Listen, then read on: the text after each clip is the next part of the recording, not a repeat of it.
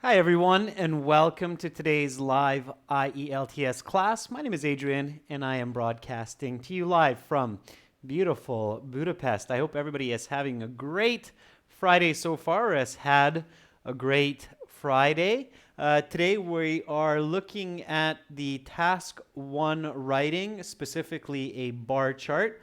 This is a members chat class, but of course everybody is welcome to watch. Hi, Golzoda. Good to have you in class on time. I'm doing great, thank you. How are you doing? Hope you're having a good Friday or have had a good Friday. Students, again, as usual, our materials do come from our websites. So for lots and lots of help with the academic exam, check us out at aehelp.com. I'm just writing the URL up here so you can see it throughout the lesson. It's aehelp.com. And for general IELTS, check us out at gieltshelp.com. On both of those websites, we do have 6 original practice exams, fully interactive courses, over 100 hours of video lessons. And when you join these websites now, use the code LIVE20 for a 20% discount. The websites look like this. This is the academic version with the blue background. You can click that big red button to join. And for the general version, it's the one with the green. Click that red button to join, and then click the apply coupon or use coupon code button here.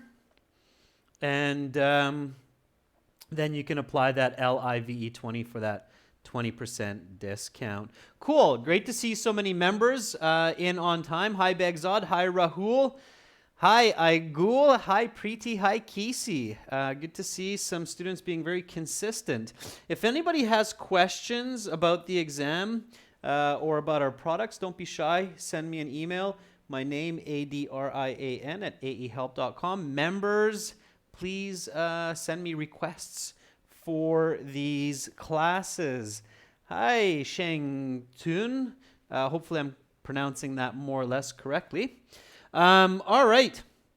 So again, task 1 right now in 90 minutes, followed by speaking part 3, strategy and practice. For that, everybody can join the chat.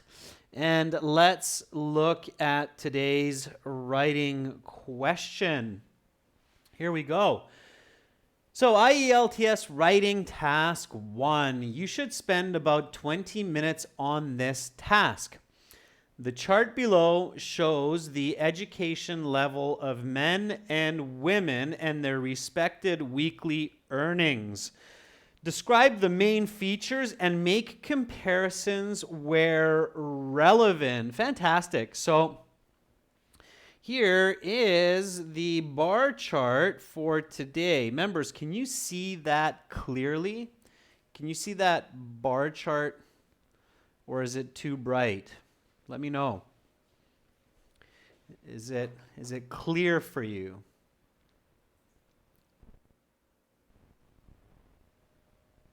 Okay, just refreshing my page in hopes of getting back my preview screen. There we go. Okay, yeah, it's clear. Roshni, it's clear. Good. All right, fantastic. You can see the writing.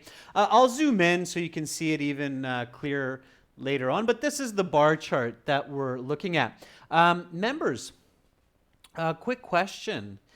When do you use a bar chart in statistics or in data? So what kind of data are bar charts used for? Again, remember, viewers and members, that people who create charts, pie charts, line graphs, bar charts, it's not by accident. It's not just for fun that they choose bar charts instead of line charts.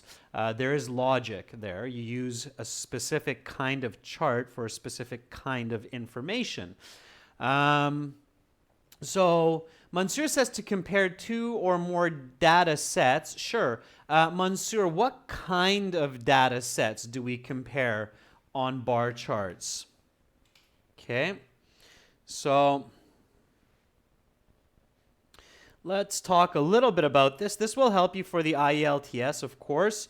And it will also help you for college and university, especially if you're going into business, physics, chemistry, some major where you need a lot of data. Yeah, you're comparing changes, but your Salim and Mansoor, think about it. Line graph also, you compare changes. You're also looking at several data sets.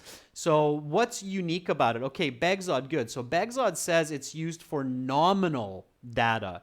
Preeti, there isn't really such a concept as numerical data, but Begzod's right in saying that it's nominal data. Does everybody know what that means?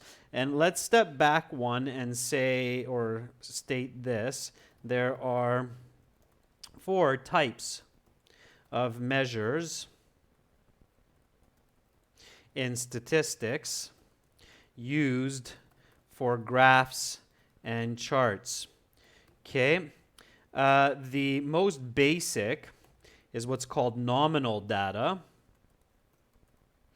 After that comes ordinal data. After that comes interval data. And finally, ratios. Okay, or ratio. We usually don't say data, but ratio data. Okay, all right. So Roshni says interval data, and Roshni, you're kind of correct. So bar charts look at nominal data on interval scales.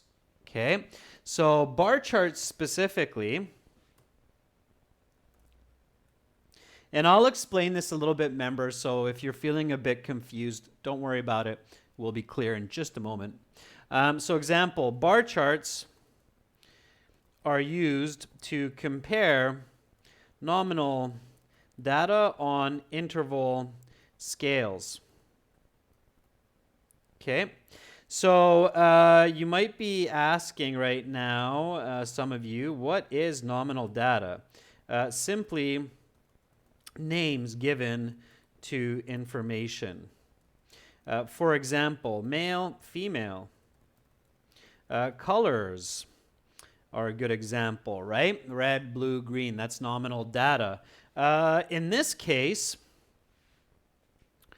let's look at ours. What is the nominal data?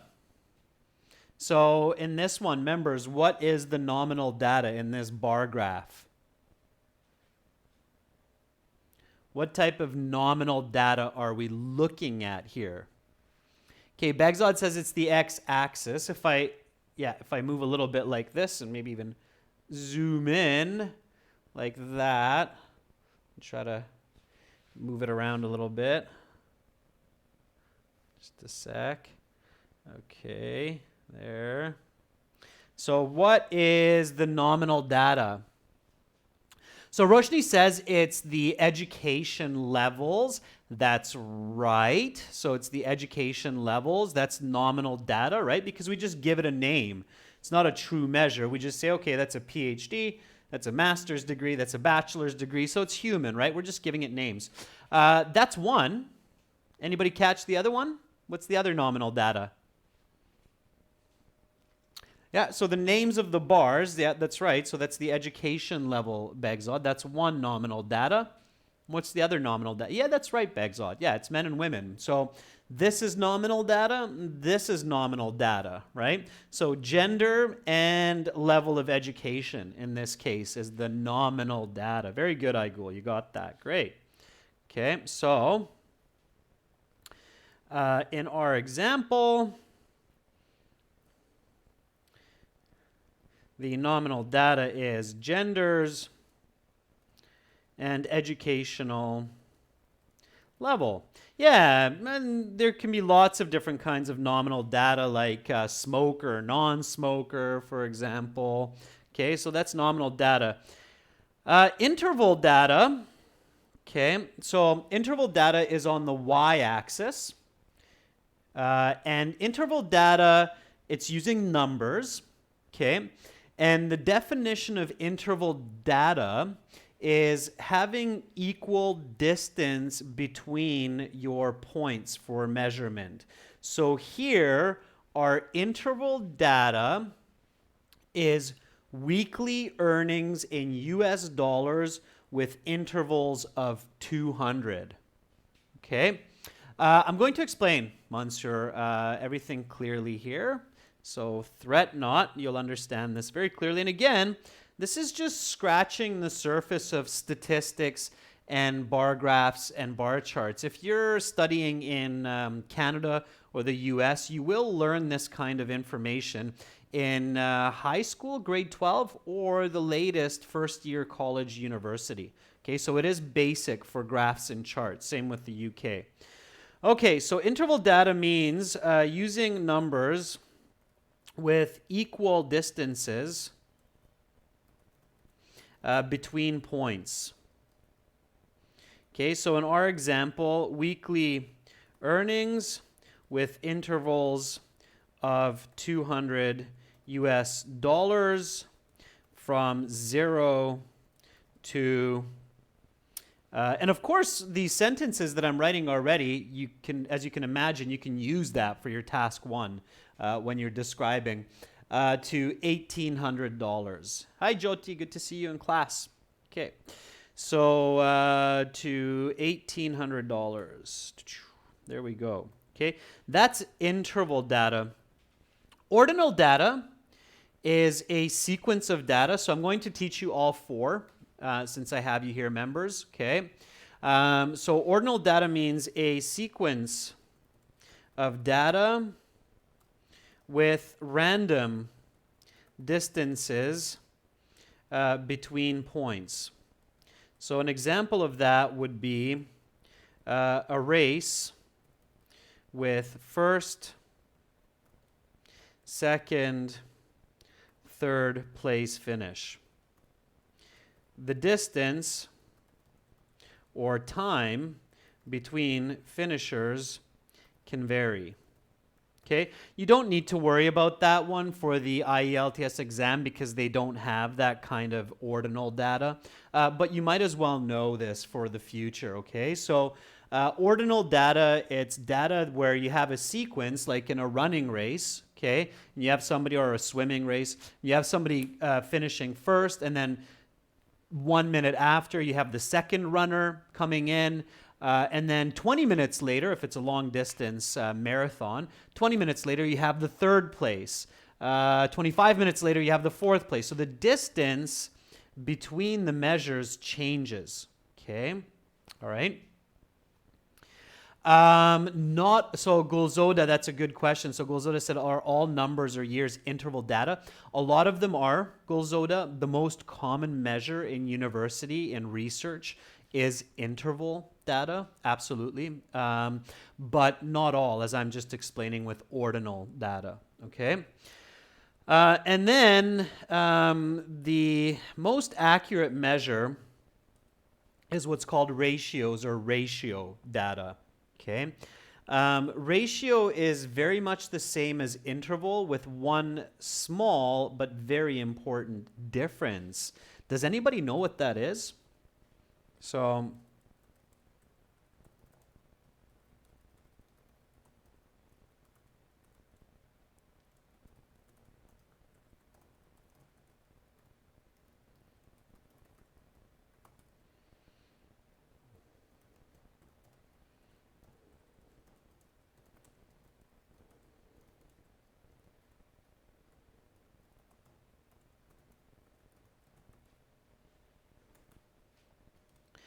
what is that? Anybody? Yeah, so Begzod 1 to 2, that's kind of like a ratio data, sure. If you learn statistics, if you learn these kinds of measuring units in your school, in business, or in chemistry or psychology, as I did, then you'll learn that the important difference in using ratio data is there is a true zero.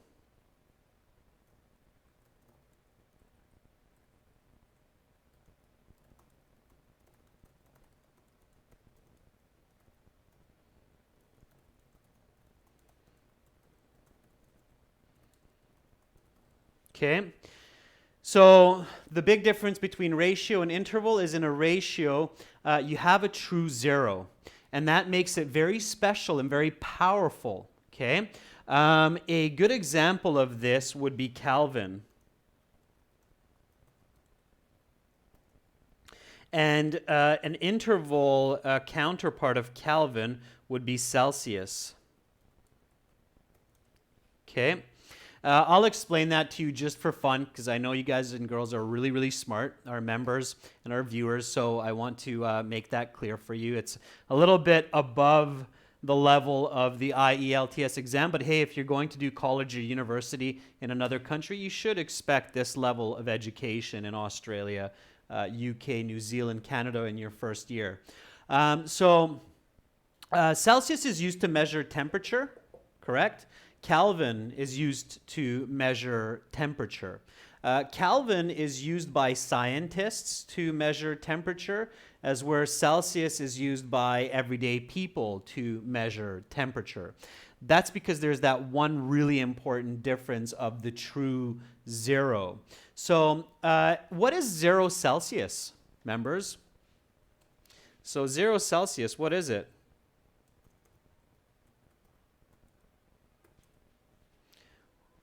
What is 0 Celsius? This is, I'm also doing this, viewers and members, to really get your brain listening to English, moving in the right direction, talking about statistics. So what is 0 Celsius? Not Kelvin, Rahul. I know that 0 Kelvin is minus 273 Celsius, right? But what is 0 Celsius? So if we're talking about temperature. Aigul says it's ice, which is correct, Aigul. There's a little bit better way to say it. It's not ice freezes, Rahul, but it's water freezes, right? It's the freezing point of water. That's right. Very good. All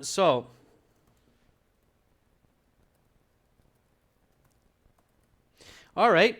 So then here is the more interesting question. What is 0 Kelvin?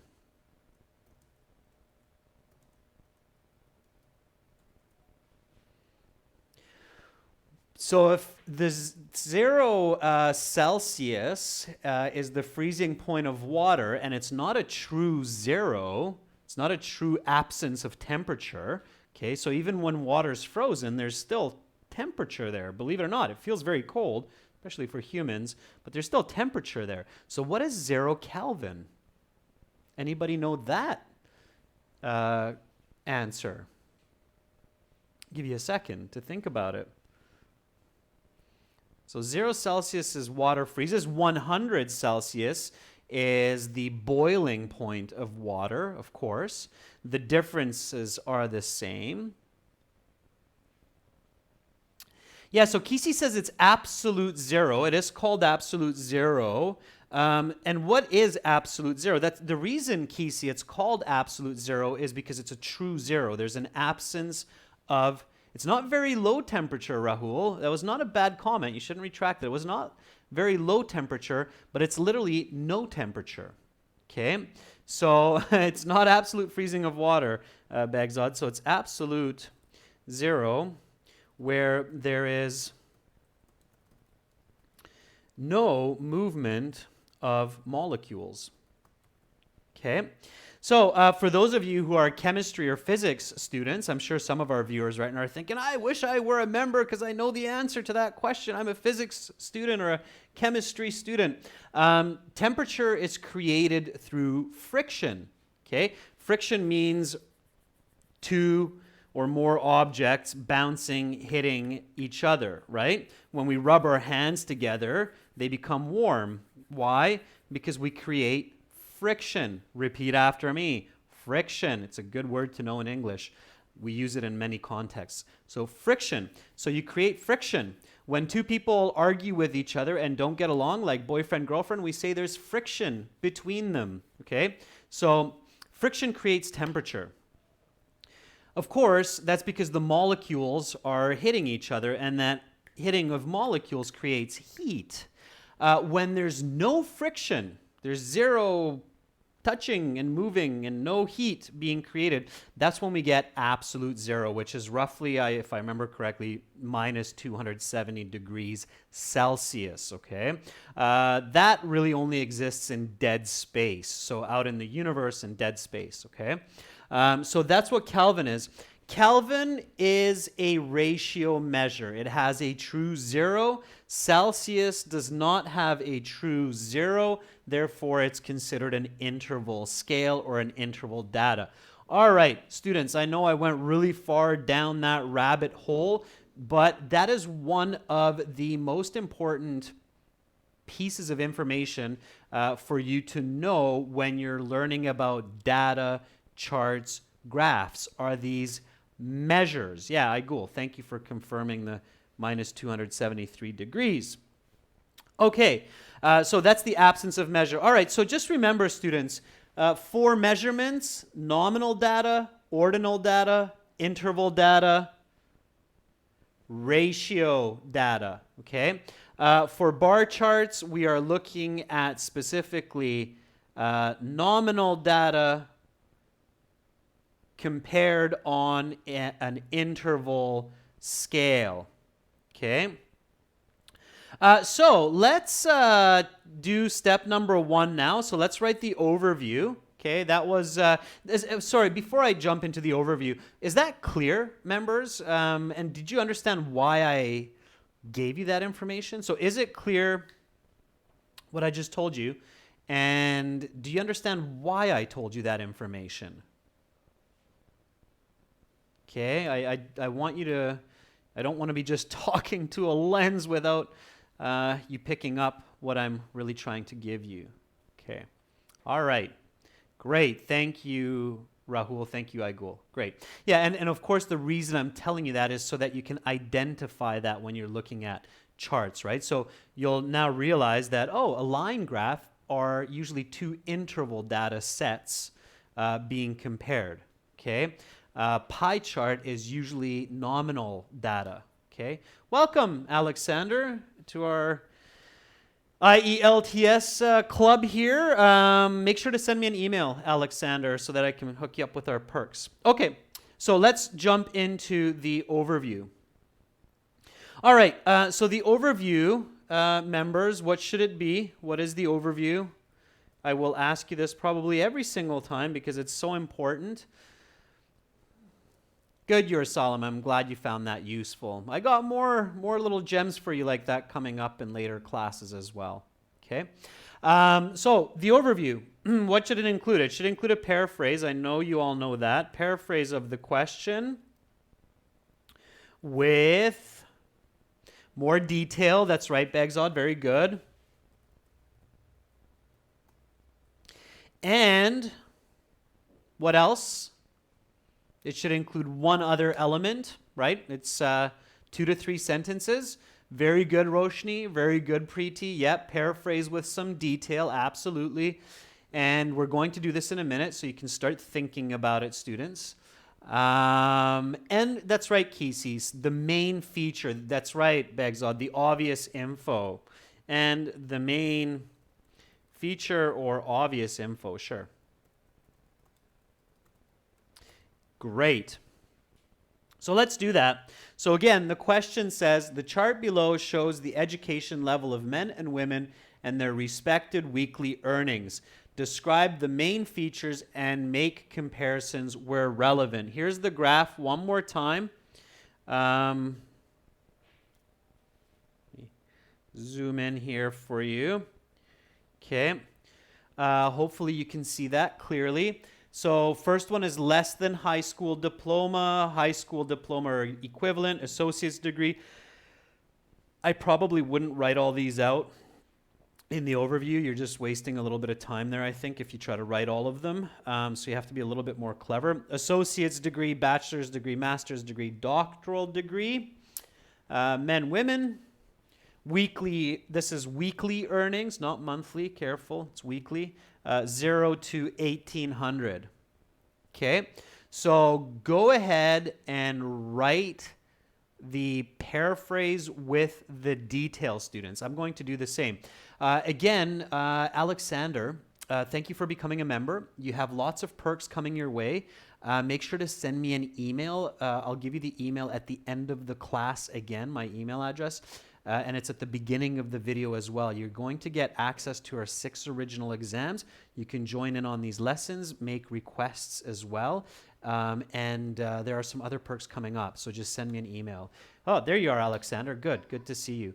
You get access to our video archives as well. Okay, so lots of video lessons that are archived on our channel. All right, so I'm going to write the overview, or start anyway, while you're doing that as well. So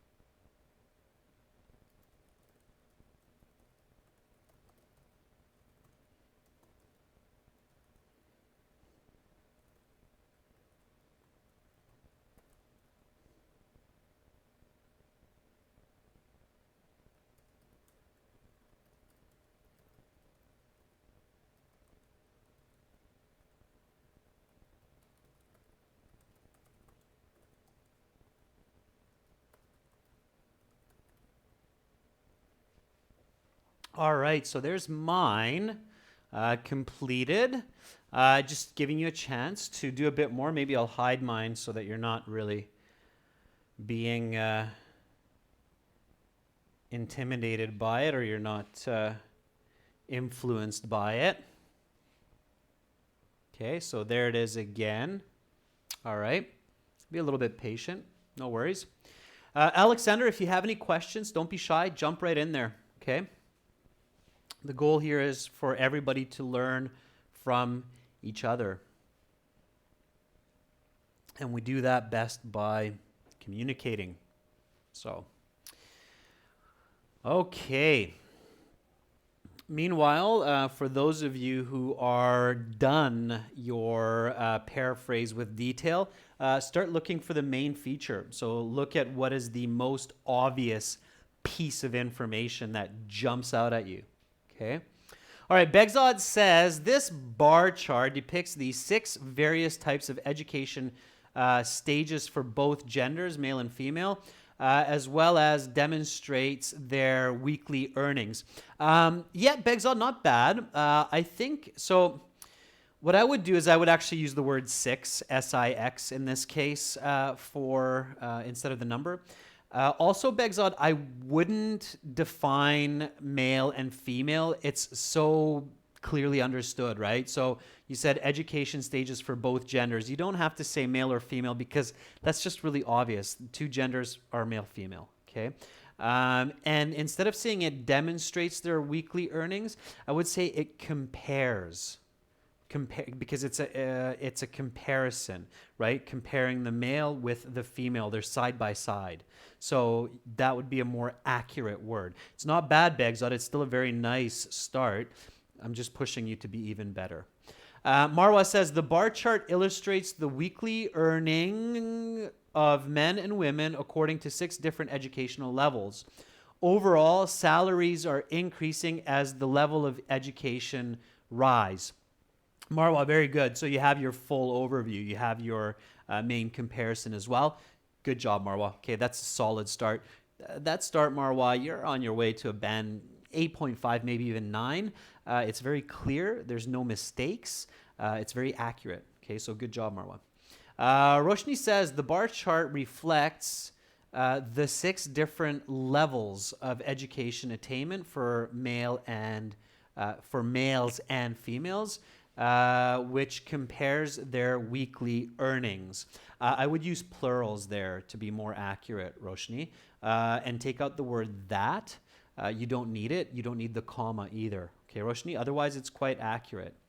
Okay, Igul says, the given bar chart illustrates men and women's weekly salaries. Good paraphrasing there, students, with salaries, according to their education level, with intervals of $200 starting from 0 up to 1,800. Yeah, Igul, it's good. So I think it's good to describe the y-axis in this case, because it does give clarity. Okay, so if I'm holding a presentation on this bar chart, I would include that piece of information. I think it adds a lot of value for the audience, so it's good. And then Igul, you want to continue the same as Marwa with the most obvious piece of information. Kisi says, this bar chart represents the weekly earning of people who have different levels of diploma by gender. Overall, men have higher salaries than women, and the higher the education level, the higher the income. So, Kisi, very good. Notice that correction in the last part. Overall, men have higher salaries than women, and the higher the education level, comma, the higher the income. Okay, so keep the same parallel grammar. Take out that word has, Kisi. Otherwise, really nice, and you have really done a great job, Kisi, of identifying the most obvious, right? All of the blue charts are larger than the red charts, so men are consistently making more money than women, no matter the education level, and the higher the education level, the greater the earnings. So very good, Kisi, for picking up those 2 points. Okay, very good. Preeti, the bar chart depicts the status. Welcome, new member Vish Parvani. Hopefully you heard everything I said to Alexander. If not, let me know, okay? If yes, send me an email. All right, Preeti says, the bar chart depicts the status of education of men and women. The x-axis, you need the, Preeti. The x-axis shows the nominal data from high school to doctoral degree, and the y represents the earnings from 0 to 1,800 US dollars. Preeti, very good. Okay, that works really well. I liked how you used the word nominal data. That's lexical resource. That's going to get you band score points. Okay, Alexander, excellent, right in there. The bar graph depicts a difference in average salary levels between men and women depending on their level of education from lowest to highest. Very good, Alexander. I really love your grammar structure. Careful with the double two. And you don't need the word highest one. You can just say highest. The word one is inferred. Okay, so that's good. One more. Golzoda. The bar chart gives data about genders' level of education, as well as it shows the difference between weekly earnings according to gender. Okay, Golzoda, finish that idea. According to gender. You don't need the word both in there.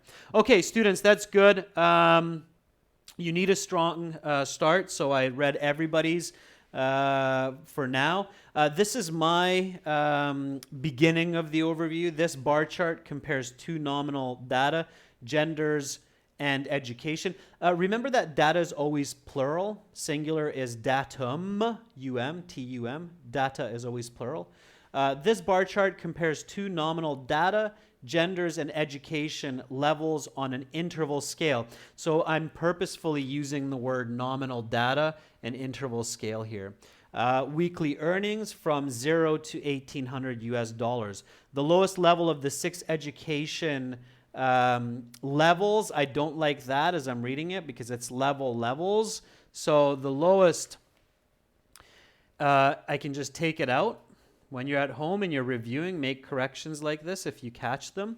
So the lowest of 6 education levels is less than high school diploma, and the highest is doctoral degree. Clearly, and then I'll finish my overview as a couple of you have, clearly the higher the education, the greater the earnings as well. Men earn more than women within each level of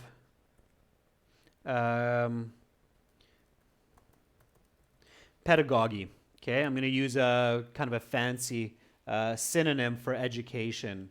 Okay, pedagogy. All right. So that's Band 9 highly developed overview. Okay, it looks like a lot, but it's not because it's size 16 font. So I only have like 9 or so words per sentence. So keep that in mind. And then my next step is to identify points of comparison. So I have to identify what I'm going to write for my analysis. Of course, my next and main body paragraph here is the analysis or analyses, if I'm using plural. And I have to identify what I think will be the most interesting information to compare and contrast. Okay, students, this is a great challenge for this bar chart. So here, I hope everybody can see it. If it's not clear, maybe I'll make it a tiny touch darker for us, like that. What should I compare? So what should I talk about here? What would be my point number 1? And there are many different ways to do this. We could argue that one approach is more important than the other. So what would we talk about this? What should we say about this? What's my, or write about this? What's my most interesting piece of information? I want you to be very critical. I'm always challenging you to really think about it. Marwa, I bet you were cooking that for the last little bit because that's a really great observation. So everybody look at Marwa's comment there. Marwa says the gap between men and women's salaries increases as the level of education increases. So what Marwa is talking about here is this difference is small. Here it gets bigger. Here it's even bigger. Here it's greater yet. Then, and finally, the greatest difference is there. Yeah, that's a very good observation. That's a Band 9 level observation, Marwa. I might not talk about that right away, but that's definitely one to mention if you're looking for a Band 8, Band 9. So Roshni says highest and lowest earnings. Yeah, absolutely. That could be a good point number 1. So I would probably start with this. Let me change markers here. So I would probably start with the highest. I think for making money, that's probably the most interesting for people, number 1 here. So how much people earn who have a doctoral degree. And then I would probably go here for number 2. Syed Yassar, good to see you in class, and I do see what you wrote. Congratulations for scoring Band 7. I know you worked really hard to get that, so thumbs up. Good for you, Syed. I'm going to add some custom emojis over the next little bit here, and we'll have a special thumbs up for people who are getting their achieved score. So congratulations, Syed. All right, so Begzad says maybe talk about the second. Yeah, sure. I would probably talk about these two together. Okay, they're somewhat close, especially women's earnings between a bachelor's and a master's degree. And then maybe this one third. Okay, between these ones here, they're kind of close. So again, remember, you don't have enough time to write about all of this information unless you're really, really fast and fluent in English. Okay. All right. Yeah, so Alexander says that one interesting point to note is this jump here. Okay. And that could arguably be combined with point number 2. So there's a clear kind of jump in the graph. As soon as somebody gets a bachelor's degree, there's a very significant increase in their earnings, whether it's for men and women. How much, Alexander? So what's the increase or the jump in earnings when you're looking at bachelor's versus lower levels of education? So bachelor's is roughly $1,250 for men. Okay. For women, it's just under 1,000. It's like 950.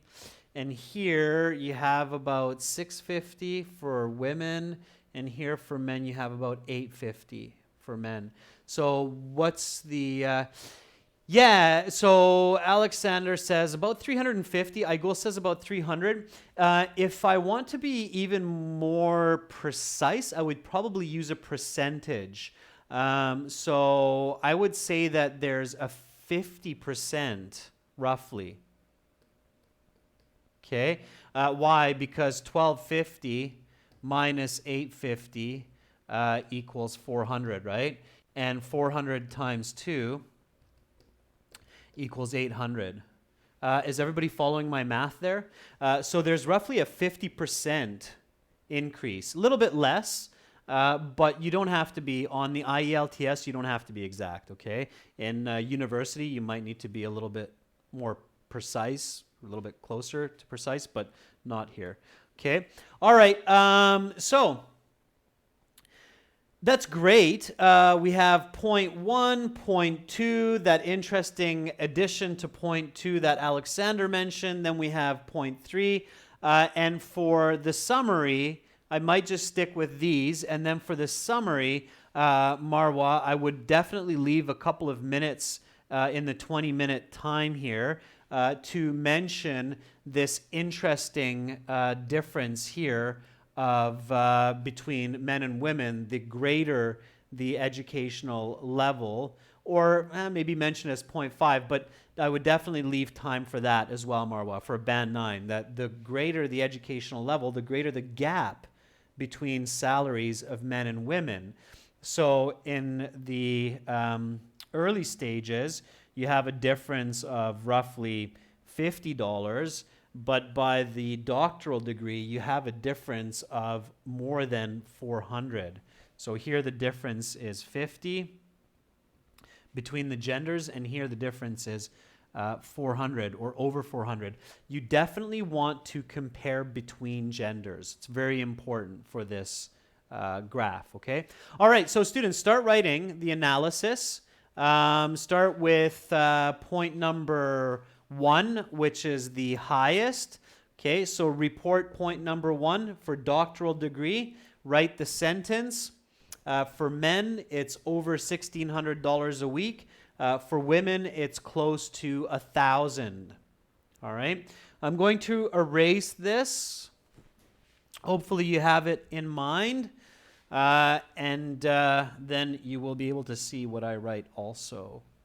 So you do need to do a little bit of math, okay, students? So this is the academic IELTS exam, and some of you are going, oh, really? It's not just an English test? No, the academic IELTS is testing your thinking and your education and your analytic thinking as well. So you do have to do a little bit of math, especially if you want to get a high band score. So band score 7, 8, 9. Okay, you need to pay attention to this. And you can. These graphs and charts, they're not meant to be super difficult. So this isn't a third-year university statistics class, okay? This would be at most college or high school level of graph, okay? All right, so doctoral degree, men and women, compare them. Use words of comparison and contrast. Okay, I'm going to write the sentence as well.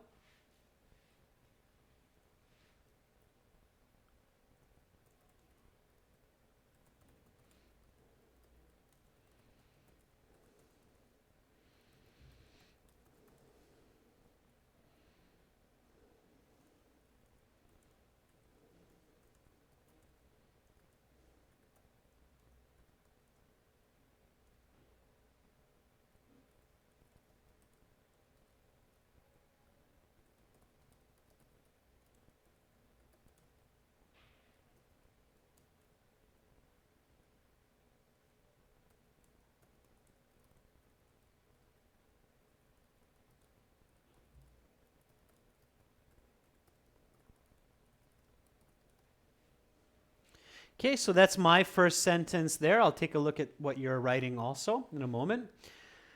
So the highest weekly earnings are reported for people with PhDs.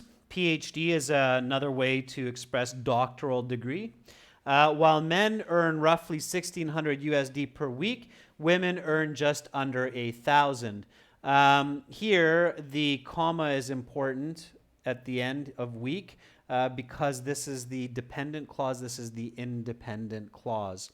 Roshni says the earning rate of men initially witnessed growth, then women overall levels of education. Roshni, careful how you report information.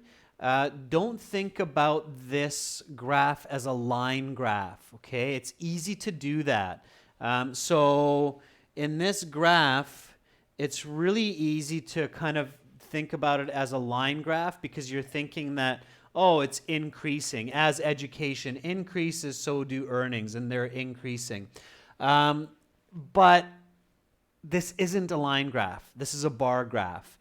And it's not the best way to go about it. So careful with that, Roshni. Okay, careful with that. So Alexander says, what about percentage? It seems the same, but the absolute value changes though. Yeah, Alexander, I agree with you. So the absolute value does change. The percentage seems to be roughly the same. The difference between men and women, if you're thinking about that, the percentage actually changes. So here, let me show you that graphically. The more important, Alexander, to answer your question, is the percentage. Okay, so the percentage change is more important for us than the absolute value. Okay, so if I draw the line over women and over men, you can see that here it's quite narrow and here it opens up by the end of it. So even though you have greater absolute values, the percentage is also greater in the difference. Okay. All right, so Begzad says, when looking at the chart in more detail, it becomes clear that both men and women with doctoral degrees obtain the highest earnings. Sure. And Begzad, you didn't really throw too many numbers in that first part. That's okay. Again, students, you don't have to use numbers all the time, especially in the IELTS. Your goal is to use the human language, okay? Begzad, I see that you're continuing with numbers, but again, you don't always have to use it. So earnings of 1,600 and 1,200 respectively.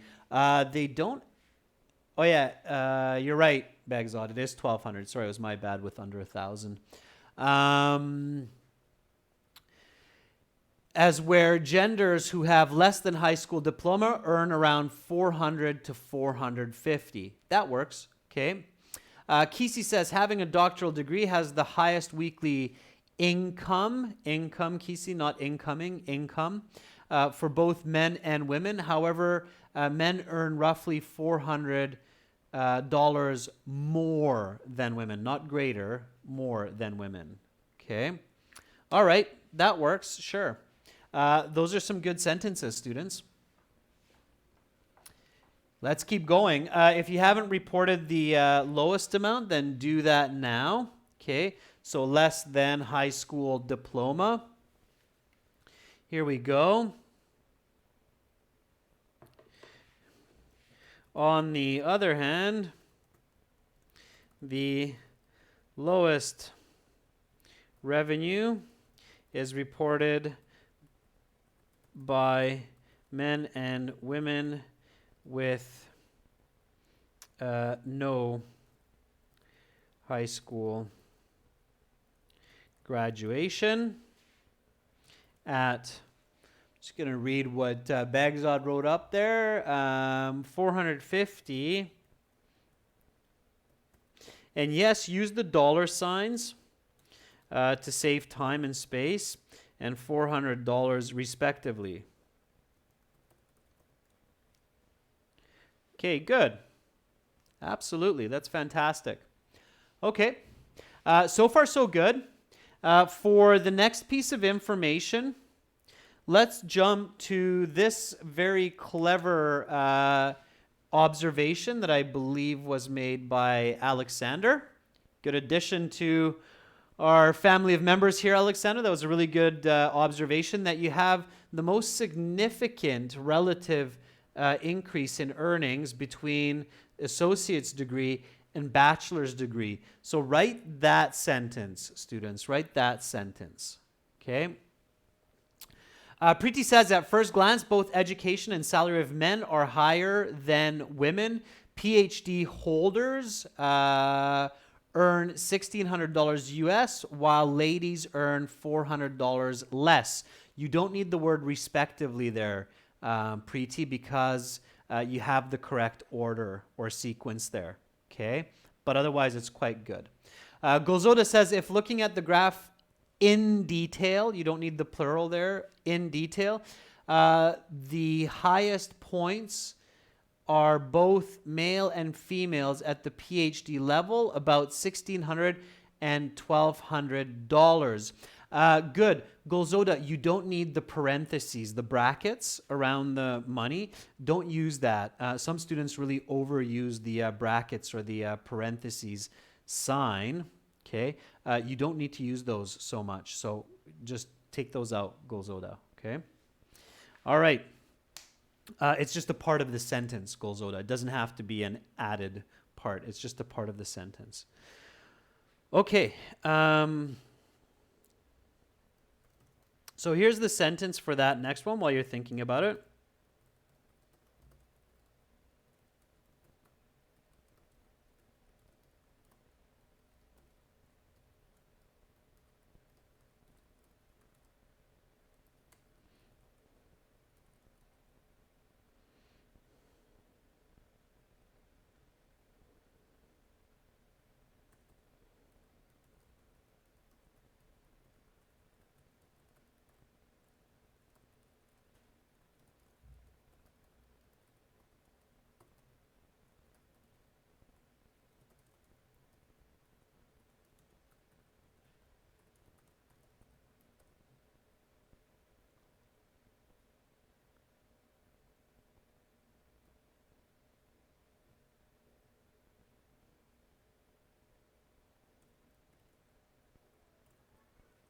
Okay, so that's the way that I described that one there. The most significant relative increase in earnings is between those who attain an associate's degree and a bachelor's degree, with a jump of roughly 45%. So that's describing what you mentioned there, Alexander, with that significant increase between those education levels.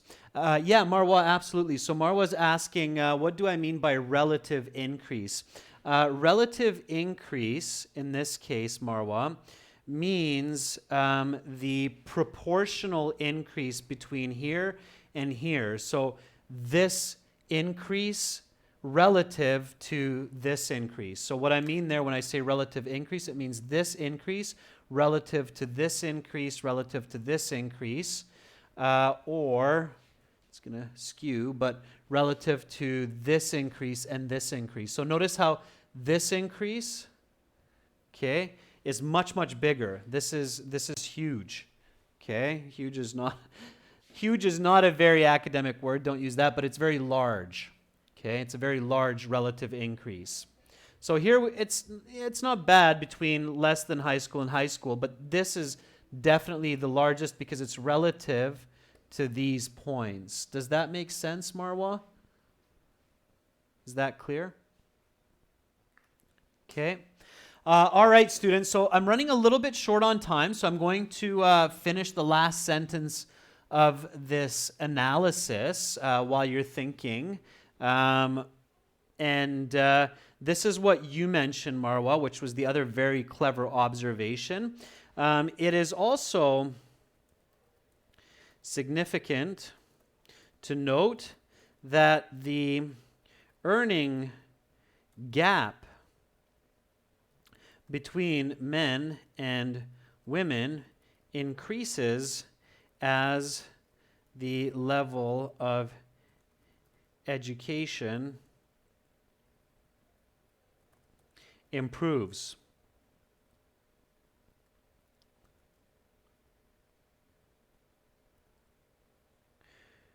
from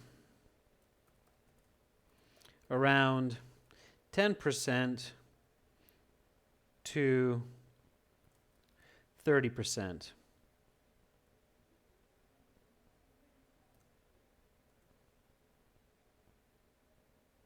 Difference. I'll use that word there. Okay, so what I'm talking about here is what Marwa said, that here the earnings are relatively quite close, while here we have a much more significant gap. So here it's about a 10% or maybe 15% difference, while here we're pretty much at a 30%, maybe even more, 35% difference. All right, students, and then you can throw a summary in if you'd like, but certainly you have a Band 9 level essay so far. Students, members, that's all the time I have for this bar chart and this lesson. Don't fret. If you feel a little bit rushed, no problem, no worries.